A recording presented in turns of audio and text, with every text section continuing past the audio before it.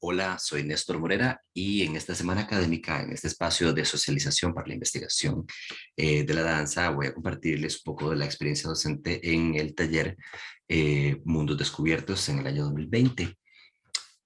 Pues este taller fue parte de mi sistematización de experiencia para optar por la maestría en formación en danza. Pues surge a partir de reflexionar sobre mi propia formación en creación y en la que voy encontrando que un factor recurrente es que el momento de plantear cualquier investigación artística para generar un producto artístico, la guía por parte de la persona docente muchas veces estaba supeditada a su percepción del fenómeno que yo quería investigar y a las herramientas de creación que ésta poseía. En ocasiones esto me generaba la sensación de no ser dueño de mi propio proceso o de que estaba más en función de aprobar un curso que pues, de explorar. Y obviamente para aprobar el curso era pues indispensable el seguir las indicaciones de esta persona. También pues aparece de forma recurrente una frase que es que es más interesante sí, y la escuchaba primero sí, en algunos docentes, luego en colegas y también yo la empecé a usar, pero en algún momento empecé a molestarme con la frase porque dejaba muy en claro que quien la decía primero, por decirlo así, pues, asumía tener la razón, en lugar de cuestionarse el por qué algo es más interesante que otro algo. También a partir de esto, pues empiezo a plantearme cómo generar una experiencia pedagógica que permita a las personas apropiarse de sus procesos creativos. Y de ahí nace el taller Mundos Descubiertos. El objetivo es la creación de un producto coreográfico partiendo de la metodología de la pregunta de Paulo Freire, aplicada a la metacognición en la creación para empoderarnos como personas creadoras. El taller se realiza vía Zoom por el asunto de la pandemia, con estudiantes de la Escuela de Danza Estudio Creativo. En total fueron 7 personas creadoras.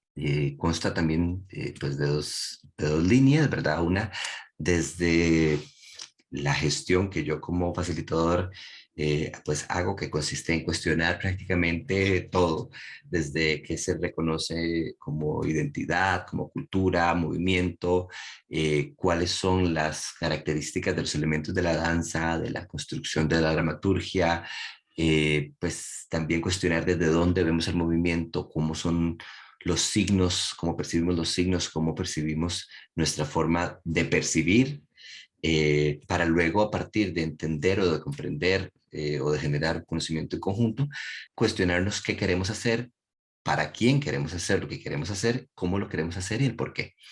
Y por último, generar un espacio para registrar pues este material.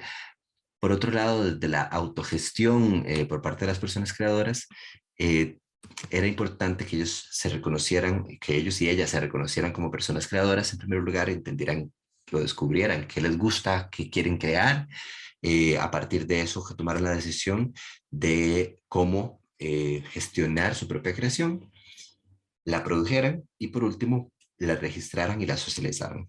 El taller se dividió en 4 módulos y en medio del tercer módulo hay un espacio que se llamó Perdidos en el Espacio, ¿verdad? Este primer módulo consistió en reconocernos como creadores desde la gestión de la creación y desde mi parte en reconocer a la tripulación, ¿verdad? Entender quiénes éramos, qué conocíamos, qué sabíamos y a partir de ahí qué queríamos aprender. Luego generar un plan de viaje, que eso es prácticamente estructurar el que queríamos hacer y el por qué. Luego la producción, que la producción consistió en prácticamente en analizar cuáles eran algunas posibles formas de crear movimiento, de depurar el movimiento, de gestionarlo para pues utilizarlo en nuestras propuestas creativas. Y por último, pues el mundo descubierto o la postproducción, que fue ya el socializar las propuestas coreográficas y aparte de eso, el poder dialogar sobre nuestros intereses con pues, nuestras respectivas creaciones. Perdidos en el Espacio como es un segmento en el que cada una de las personas creadoras pudo conversar específicamente de sus propuestas y resolver pues las dudas que particularmente tenían en función de generar la experiencia que deseaban. Entre los testimonios que pues más rescato son, pues, se encuentran el de Jimena, que ella comentaba que antes de empezar todo el proceso, pues ella creía que la coreografía era algo fácil, que nada más llegaba, iba, se aprendía las cosas y listo, ya las hacía, pero que después entendió que todo lo que implica, pues es mucho más, ¿verdad? También Melissa habla sobre de cómo la gente que no tiene esta experiencia de pasar por un proceso creativo no se imagina qué tan extenso puede llegar a ser. Y pues Paula, por su parte, comentó que todo lo que ella pudo recolectar durante el proceso de taller lo aplicó en su propuesta. Bueno, las conclusiones a las que llegamos en el taller fue que desde la mediación logramos hacer esta transición de lo que era una sensación o una idea coreográfica a un producto artístico.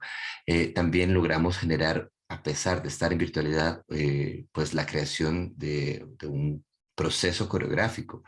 Desde la metacognición, pues también se logró identificar cuáles eran las etapas del proyecto creativo y también hubo como este proceso de responsabilizarse por las decisiones tomadas a la hora de la creación. Desde el empoderamiento desmitificamos esta idea de que el proceso coreográfico es solo para coreógrafos o gente que tiene años de estar haciendo coreografía, sino que nos apropiamos de este proceso, nos reconocimos creadores y creadoras y también, también reconocimos que tenemos estos saberes. Por último, otro de los productos resultantes, además de las coreografías realizadas por las personas creadoras, fue este cuestionario que recopila pues prácticamente todas las preguntas que nos hicimos a lo largo del proceso y que se encuentra en parte del libro de sistematización de experiencia de Mundos Descubiertos en el CIPA. Y pues bueno, esto ha sido pues mi presentación y les agradezco mucho su atención.